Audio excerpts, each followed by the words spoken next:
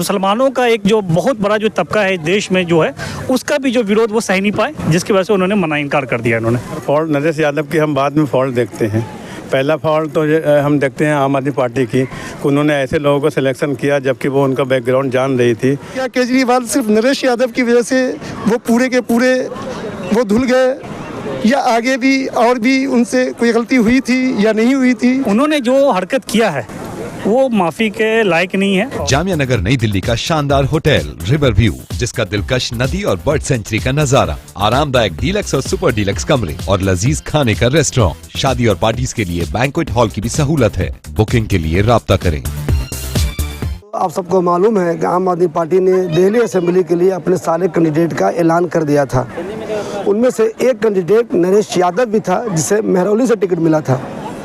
उसके बाद मुसलमानों में प्रोटेस्ट शुरू हुआ कि जिस नरेश यादव ने कुरान की बेहुरमती की, कुरान की बेअदबी की, उसे आखिर केजरीवाल ने टिकट क्यों दिया। उसके बाद दिल्ली में जगह जगह उसके खिलाफ प्रोटेस्ट शुरू हो गए। ओखला में भी कई जगह प्रोटेस्ट हुआ। हमने कुछ लोगों का इंटरव्यू भी किया इस सिलसिले में, आपने देखा होगा। ताज़ा खबर यह है कि नरेश यादव ने खुद ही महरौली से इलेक्शन लड़ने से मना कर दिया है। जी हाँ, उन्होंने एक्स पे, जो ट्विटर है पुराना, उस पर उन्होंने बाज़ाब्ता ऐलान किया कि जब तक मैं कोर्ट से बाइज्जत बरी नहीं हो जाता मैं इलेक्शन नहीं लड़ूंगा। तो क्या अब जो मुसलमानों की नाराज़गी आम आदमी पार्टी से थी, या मुसलमानों की नाराज़गी केजरीवाल को लेकर थी, क्या वो ख़त्म हो गई?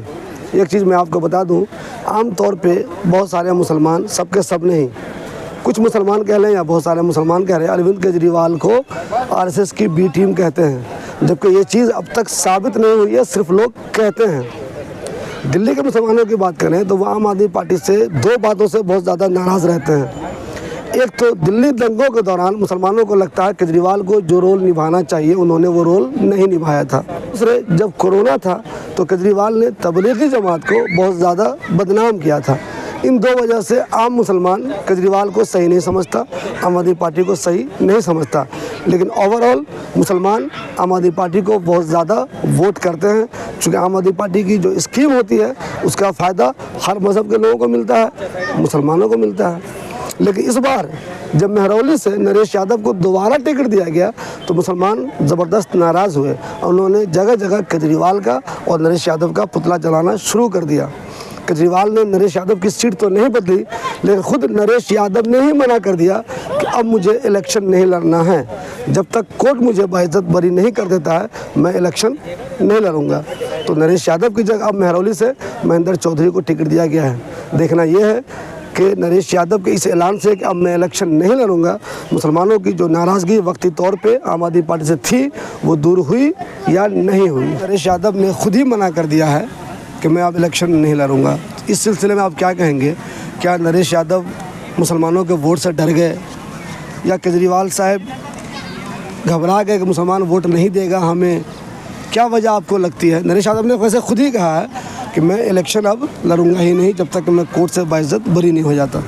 इसमें तो सबसे ज़्यादा अगर फॉल्ट नरेश यादव की हम बाद में फॉल्ट देखते हैं।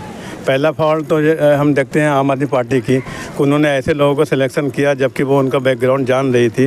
इन स्पाइट ऑफ उन्होंने उनको टिकट दिया, वो देना ही नहीं था। जब आदमी में प्रेशर होता है, वो जानता है कि मैंने कुछ गलत किया है, उनको खुद ही एहसास हो जाता है कि हम उसको किस तरह उसका ये करें। इसी वजह से उसने ये किया है कि वो अब लड़ेंगे ही नहीं। उनको एहसास हो गया था कि हमारे अगेंस्ट जा रही है पब्लिक, तो उसने अपनी चाल चली है ये।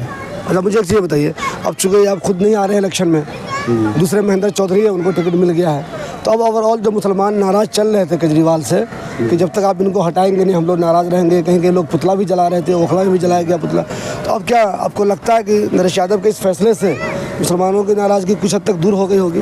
देखिए, मुसलमानों की नाराज़गी सिर्फ एक नरेश यादव नहीं है, मुसलमानों के और बहुत सारे इशू हैं जिससे कि आम आदमी पार्टी से नाराज़ है।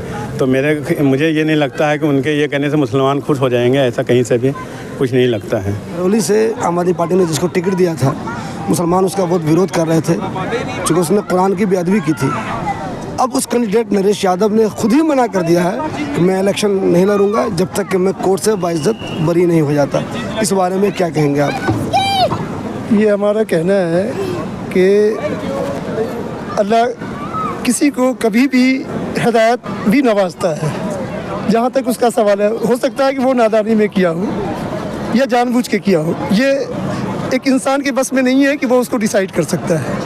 अगर इस तरह की बात आई है कि भाई जब तक हम पूरे तौर तरीके से जो है सो हमें मैं अपने वर्डिक्ट का कोर्ट से अगर नहीं मिल जाता है तो जब तक हम इलेक्शन नहीं लड़ेंगे, तो हो सकता है ये हिदायत का मसला हो, समझा। मुसलमान बहुत नाराज़ थे और कह रहे थे कि हम केजरीवाल को वोट नहीं देंगे, आम आदमी पार्टी को नहीं वोट देंगे।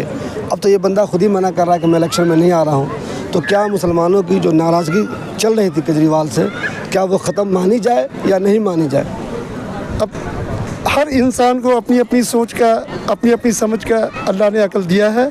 वो अपनी अकल से जो है वो लोग जज करें कि क्या केजरीवाल सिर्फ नरेश यादव की वजह से वो पूरे के पूरे वो धुल गए, या आगे भी और भी उनसे कोई गलती हुई थी या नहीं हुई थी। वो हर इंसान का अपना अपना हक है कि वो अपने हिसाब से कैंडिडेट को, पार्टी को जज कर करके वोट दे।